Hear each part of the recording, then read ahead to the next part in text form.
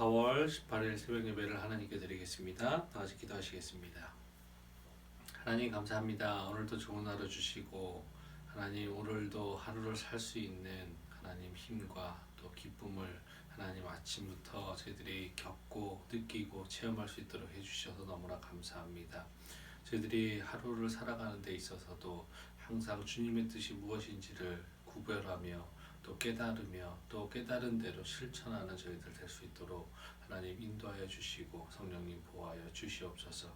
오늘도 예배 참석하신 모든 성도님들의 삶 가운데 하나님께서 같이 하실 줄 믿사오며 예수님의 이름으로 기도드립니다. 아멘. 우리 찬송가 94장 찬양하시겠습니다. 찬송가 94장 주 예수보다 더 귀한 것은 없네 찬양하시겠습니다.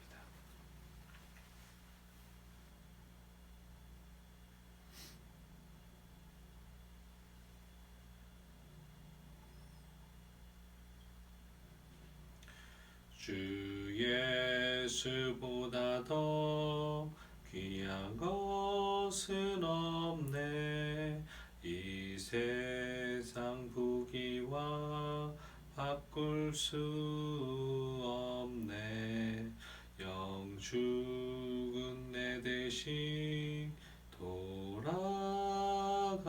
돌아가시 그 놀라운 사랑 잊지 못해.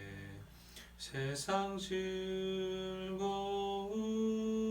다 버리고 세상 자랑 다 버렸네.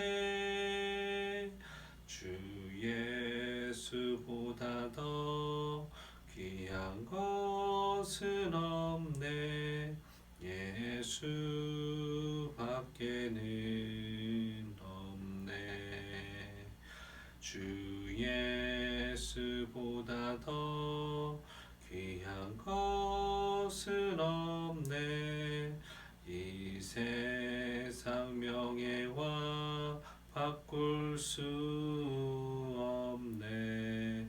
이전에 즐기던 세상 일도 주 사랑하는 마음 맺지 못해.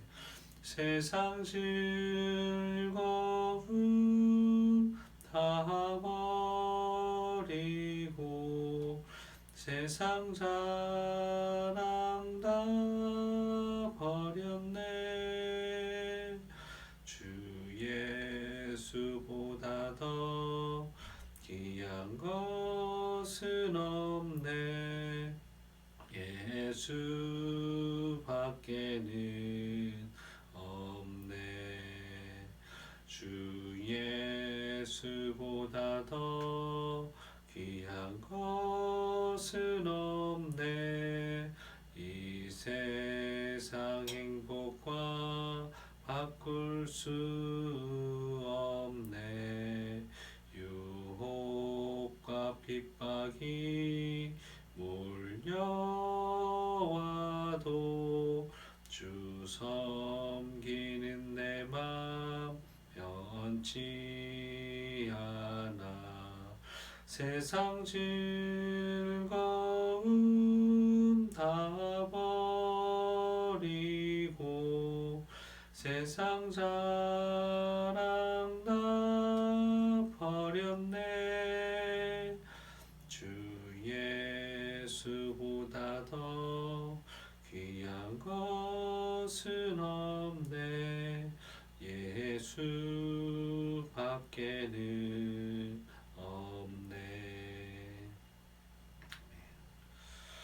오늘 나눌 하나님의 말씀은 요한복음 20장 19절부터 31절까지입니다. 다 같이 찾겠습니다. 요한복음 20장 19절부터 31절입니다.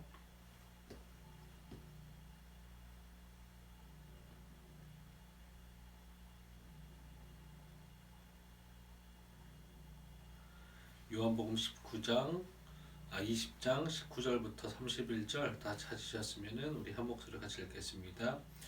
이날 곧 안식 후 첫날 저녁 때에 제자들이 유대인들을 두려워하여 모인 곳에 문들을 닫았더니 예수께서 오사 가운데 서서 이르시되 너희에게 평강이 있을지어다.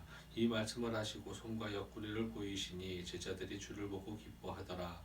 예수께서 또 이르시되 너희에게 평강이 있을지어다. 아버지께서 나를 보내신 것 같이 나도 너희를 보내노라. 이 말씀을 하시고 그들을 향하여사 숨을 내쉬며 이르시되 성령을 받으라. 너희가 누구의 죄든지 사하면 사하여질 것이요 누구의 죄든지 그대로 두면 그대로 있으리라 하시니라. 12 제자 중에 하나로서 디두모라 불리는 도마는 예수께서 오셨을 때에 함께 있지 아니한지라. 다른 제자들이 그에게 이르되 우리가 주를 보았노라 하니 도마가 이르되 내가 그의 손에 못 자국을 보며 내 손가락을 그 못 자국에 넣으며 내 손을 그 옆구리에 넣어 보지 않고는 믿지 아니하겠노라 하니라. 여드레를 지나서 제자들이 다시 집 안에 있을 때에 도마도 함께 있고 문들이 닫혔는데 예수께서 오사 가운데 서서 이르시되 너희에게 평강이 있을지어다 하시고 도마에게 이르시되 내 손가락을 이리 내밀어 내 손을 보고 내 손을 내밀어 내 옆구리에 넣어보라. 그리하여 믿음 없는 자가 되지 말고 믿는 자가 되라. 도마가 대답하여 이르되 나의 주님이시오 나의 하나님이시니이다. 예수께서 이르시되 너는 나를 본 고로 믿느냐 보지 못하고 믿는 자들은 복되도다 하시니라. 예수께서 제자들 앞에서 이 책에 기록되지 아니한 다른 표적도 많이 행하셨으나 오직 이것을 기록함은 너희로 예수께서 하나님의 아들 그리스도이심을 믿게 하려 함이요 또 너희로 믿고 그 이름을 힘입어 생명을 얻게 하려 함이니라. 아멘. 오늘은 우리의 삶의 주인은 예수 그리스도이십니다 라는 제목으로 하나님 말씀 나누겠습니다. 오늘 본문을 세 구절 정도로 나눠서 생각해 본다면 19절부터 23절은 예수님께서 도마를 제외한 다른 10 제자들에게 나타나셔서 당신의 부활을 직접 확인시켜 주시면서 제자들을 파송하시고 또한 격려하시는 사실을 보도하고 있습니다. 본문에서 보면 예수님의 죽음으로 인해서 불안과 두려움에 사로잡혀서 은신하는 제자들을 향해서 예수님께서 찾아오시는 장면을 소개하며 시작하고 있는데 그때 문들을 닫았더니라고 하는 제자들의 그런 백그라운드와 제자들의 심리 상태를 전체적인 것을 합죽해서 묘사한 단어라고 할 수 있습니다. 이제 제자들이 자신들의 안전을 위해 문을 잘 봉했다는 사실과 함께 부활하신 예수님께서 공간의 제약을 받지 않는 부활체의 완벽한 신비로운 몸으로서 제자들을 방문하셨음을 강조하기 위하였음으로 여겨집니다. 주님께서 당신의 부활에 대해 의심하는 제자들을 위해서 십자가에 못 박히실 때 생긴 손의 못자국과 로마 군병들에 의해 찔린 옆구리 상처를 보여주십니다. 그제서야 제자들은 비로소 불신앙적인 태도에서 벗어나서 온전한 믿음을 갖기 시작했으며 슬픔과 공포에서 기쁨과 평강을 누릴 수 있는 그런 마음 자세로 마음밭으로 변하게 된 것입니다. 한편 본문은 다른 공간 복음서에는 없는 내용으로서 부활하신 주님께서 제자들을 파송하시면서 그들에게 성령을 주신 사실을 기록하고 있습니다. 요한이 이 사실을 기록한 것은 제자들의 유약한 신앙에도 불구하고 주께서 제자들을 끝까지 사랑하셨으며 그들에게 특별한 권세를 부여하신 사실을 밝힘으로써 초대교회가 사도들의 전통을 이어받는 것이 정당함을 강조하기 위함이라고 해석할 수 있습니다. 또한 제자들에게 예수님께서는 죄 사하는 권세도 부여하셨는데 이것은 제자들이 스스로 사람의 죄를 있다 없다 판정하거나 용서해 주는 권세를 부여하신 것이 아니라 사도들이 복음을 증거할 때 그 복음을 믿고 회개하는 자가 하나님께로부터 죄의 용서를 받을 수 있다라는 것을 말해주는 의미입니다. 두 번째 단락으로 24절부터 29절은 도마를 포함한 모든 제자들이 모여 있을 때 예수님께서 다시 한번 나타나시면서 친절과 은혜와 그 사랑의 넘침을 또한 보여주고 계십니다. 주님의 두 번째 출현은 전적으로 도마 한 사람을 위한 것이라고 해도 과언이 아닐 것입니다. 진정 인간의 경험과 지식으로는 예수님의 부활이 절대로 이해될 수 없는 사건임은 정확합니다. 그렇기에 도마는 막달라 마리아가 증거하는 예수님의 부활을 절대로 믿지 않았고, 또한 자기가 없을 때 부재시 예수님이 찾아와서 예수님의 부활을 확인시켜 줬다고 한 것을 또한 믿을 수 없었기에 제자들의 동료 제자들에게 자신이 직접 예수님의 손에 있는 못자국과 옆구리에 있는 창자국을 만져보지 않고서는 믿지 않겠노라는 완고한 태도를 계속해서 보였던 것입니다. 이러한 도마의 태도는 다른 제자들이 예수님의 부활을 증거하면서 예수님의 못자국과 창자국을 확인했다고 말했기 때문인데, 아예 글은 한술 더 떠서 눈으로가 아니라 손으로 직접 만져보아야 하겠노라는 반응을 보이는 것입니다. 도마의 행동은 증거가 있음에도 믿지 못하는 믿음의 연약함을 나타내주는 것은 분명합니다. 그러나 이와 같은 도마의 불신앙적 태도에는 그럼에도 불구하고 예수님께서 부활 후 8일째 되시는 날에 도마를 포함하여 모든 제자들에게 한자리에 모여 있을 때 다시 한번 나타나시면서 도마에게 자신의 부활을 확증해 주시고 그를 가볍게 책망하시면서 보지 않고 믿는 믿음이 복된 믿음이라고 깨우쳐 주시면서 도마에게도 친절하게 그의 믿음의 크기만큼 이해할 수 있는 만큼으로 다가오셔서 다시 한번 본인이 주되심을 확인시켜 주십니다. 그리하여 결국 다른 제자들의 말을 도무지 믿지 않고 직접 예수님의 못자국과 상자국을 만져보아야겠다라고 주장했던 도마의 입술에서 부활하신 예수님의 면접에 무릎을 꿇게 되며 나의 주시며 나의 하나님이시니다라는 위대한 신앙 고백을 하게 될 것입니다. 끝으로 30절부터 31절은 예수님께서 하나님의 아들 그리스도이심을 믿게 하고 그 이름을 힘입어서 영생을 얻게 하기 위해 본서를 기록했다라는 요한의 자신이 기록한 목적에 대해서 최종적으로 보고하고 있습니다. 그런데 여기서 우리가 주목할 것은 아직 21장이 남아있음에도 불구하고 요한이 왜 여기서 본서의 결론에 해당하는 말을 기록했느냐를 잠시 생각할 필요가 있습니다.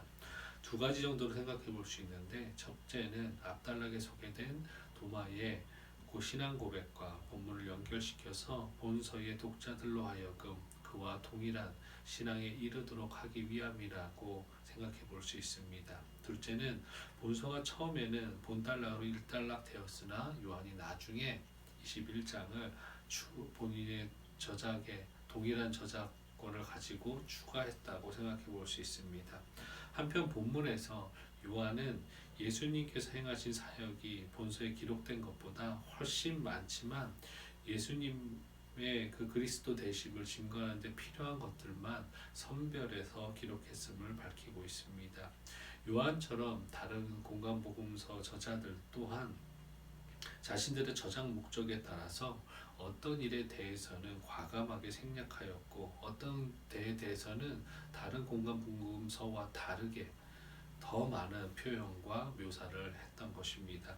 또한 우리가 복음서를 볼 때 이 부분을 기억하면서 어느 한 부분에 편향되게 보지 말고 종합적으로 봐야 되는 이유가 바로 이곳에 있는 것입니다.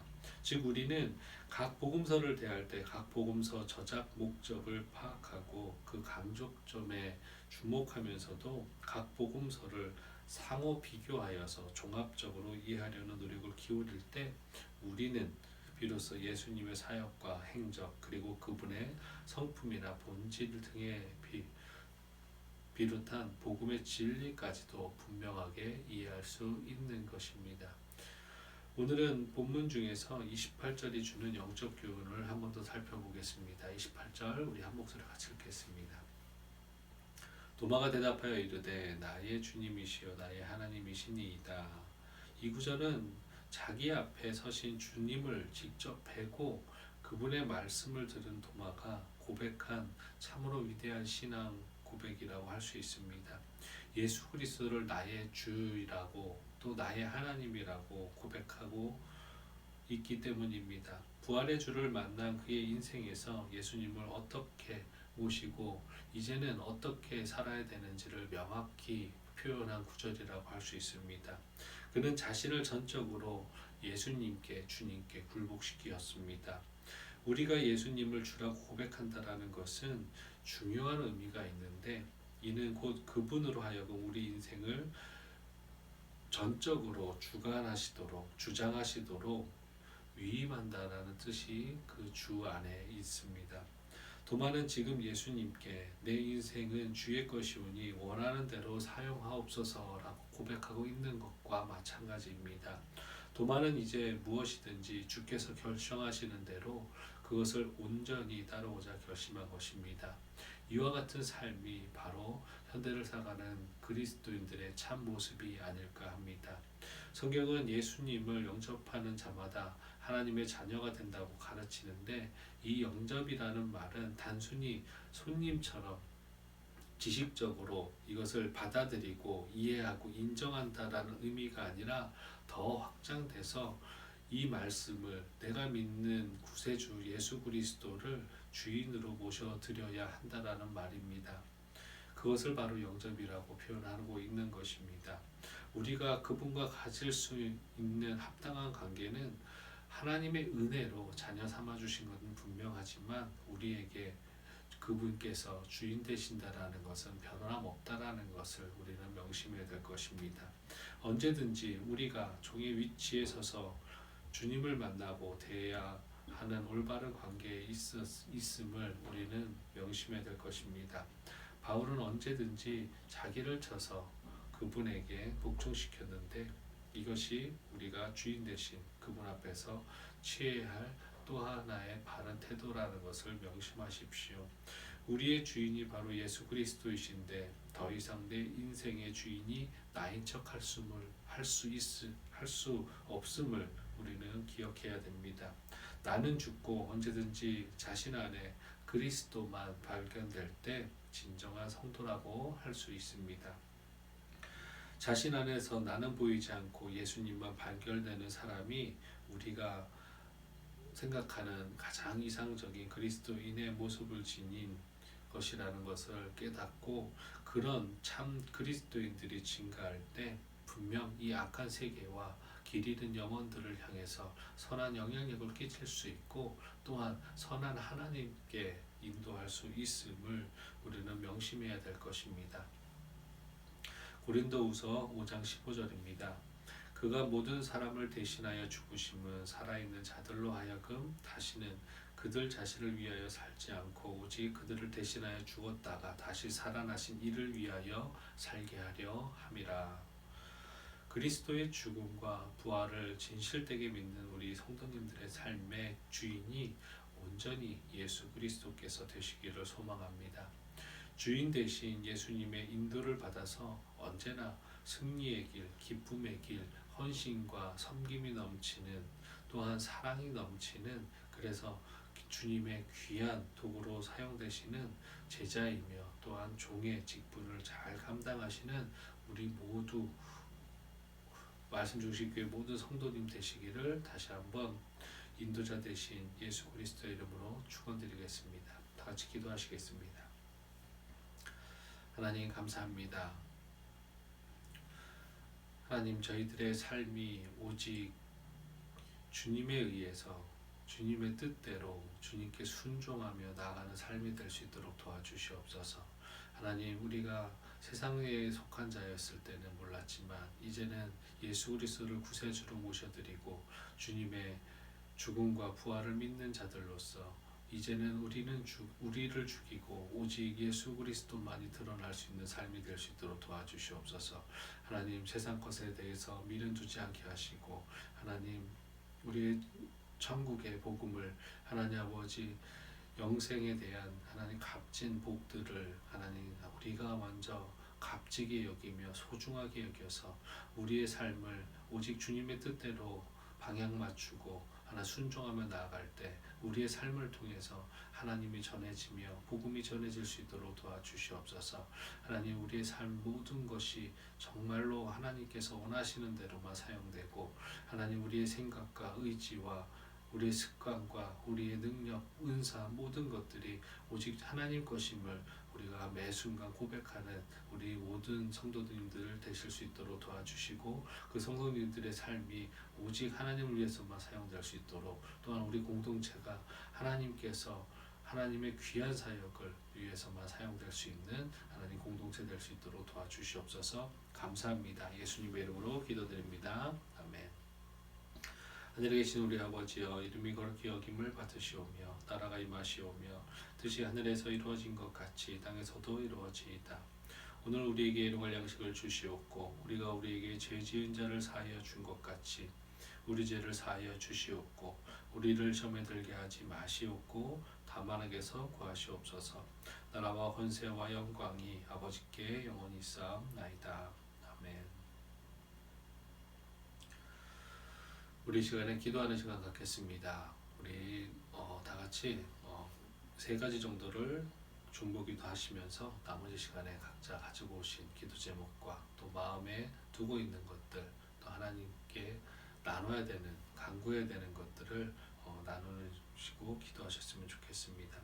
첫 번째로 나라와 민족을 위해서 기도해 주실 텐데, 오늘부로 방역 지침이 또 사회적 거리두기가 전면 해제되었습니다.